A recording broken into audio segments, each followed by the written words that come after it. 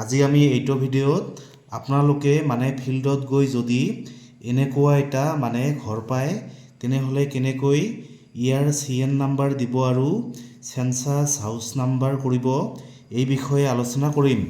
Suppose আপোনালোকে ফিল্ডত গৈ এনেকুৱা এটা ঘৰ পালে, ইয়াত এটা বিল্ডিং আছে, এইটো হৈছে লেট্ৰিন, এইটো হৈছে বাথৰুম আৰু এইটো হৈছে কি কিচেন। তাৰপিছত একেটা চৌধৰ ভিতৰতে এইটো হৈছে কি এটা মন্দিৰ।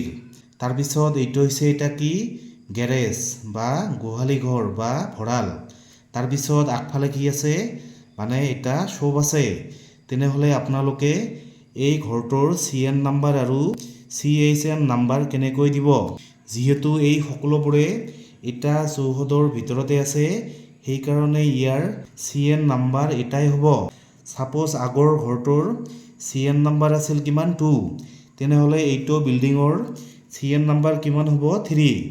তাৰপিছত এইটো বিল্ডিঙত এটা পৰিয়াল আছে, এটা পৰিয়াল থাকে, ইহঁতৰ কিচেন এটা, সেইকাৰণে কি হ'ব ইয়াৰ CHN নাম্বাৰ হ'ব কিমান 005। সাপোজ আগৰটোৰ আছিল কিমান 0004, ইয়াত হ'ব কিমান 0005। এইটো হৈছে কি থকা ঘৰ, এইটো লেট্ৰিন বাথৰুম আৰু কিচেন, এইবিলাক মিলি হ'ব কি এটা CHN হ'ব, ইয়াৰ সেন্সাস হাউচ এটা হ'ব।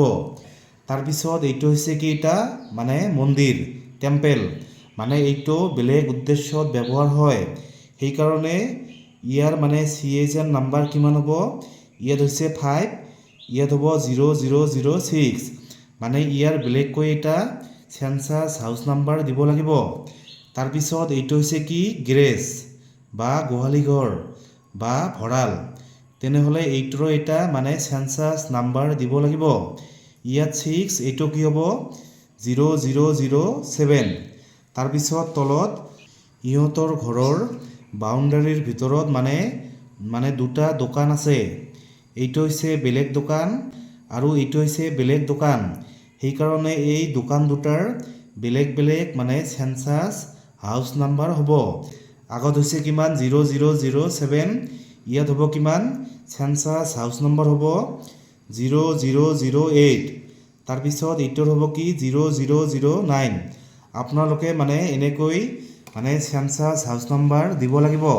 তাৰপিছত এই ঘৰটোৰ নাম্বাৰিং হোৱাৰ পিছত আপোনালোকে এনেকুৱা এটা দোকান ঘৰ পালে, ইয়াত এটা ঘৰৰ নিচিনা দেখাত লাগিছে, কিন্তু ইয়াত বেলেগ বেলেগ দোকান আছে, সেইকাৰণে আপোনালোকে বেলেগ বেলেগকৈ CN নাম্বাৰ দিব লাগিব। এই দোকান ঘৰটোৰ CN নাম্বাৰ কিমান হ'ব 4 আৰু CHN নাম্বাৰ কিমান হ'ব, আগত আছিল কিমান 9, ইয়াত হ'ব কিমান 10। বেলেগ বেলেগকৈ CN নাম্বাৰ আৰু CHN number census house number দিব লাগিব, যিহেতু এই দোকানবিলাকৰ মালিক বেলেগ আৰু এইবোৰ প্ৰত্যেকটোৱে এটা বিশেষ কামৰ বাবে ব্যৱহাৰ হয়, বিশেষ উদ্দেশ্যৰ বাবে ব্যৱহাৰ হয়, সেইকাৰণে ইয়াৰ CN নাম্বাৰ আৰু CHN নাম্বাৰ বেলেগ বেলেগকৈ দিব লাগিব। তাৰপিছত আপোনালোকে আহি এনেকুৱা এটা বিল্ডিং পালে, ইয়াত এটা পৰিয়াল আছে আৰু ইয়াত এটা পৰিয়াল আছে, ইয়াৰ CN নাম্বাৰ কিমান হ'ব, আগৰটোৰ আছিল কিমান 7, ইয়াত হ'ব CN নাম্বাৰ 8। তাৰপিছত ইয়াৰ CHN নাম্বাৰ কিমান হ'ব 14, আগত আছিল কিমান 13, ইয়াত হ'ব কিমান 14।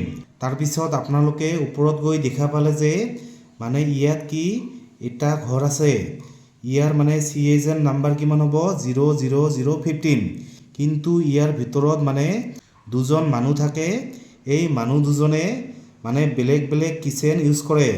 তেনেহ'লে কি হ'ব ইয়াত সেন্সাস হাউচ নাম্বাৰ হ'ব এটাই 00015, কিন্তু ইয়াৰ হাউচ হোল্ড হ'ব কিমান দুটা, ইয়াত এটা, যিহেতু ইহঁতে বেলেগ বেলেগ কিচেন ব্যৱহাৰ কৰি আছে, সেইকাৰণে ইয়াত হাউচ হোল্ড কিমান হ'ব পৰিয়াল হ'ব দুটা, ইয়াত এটা হাউচ হোল্ড আৰু ইয়াত এটা হাউচ হোল্ড, কিন্তু যিহেতু এটা ঘৰে ইয়াত সেন্সাস হাউচ নাম্বাৰ এটাই হ'ব।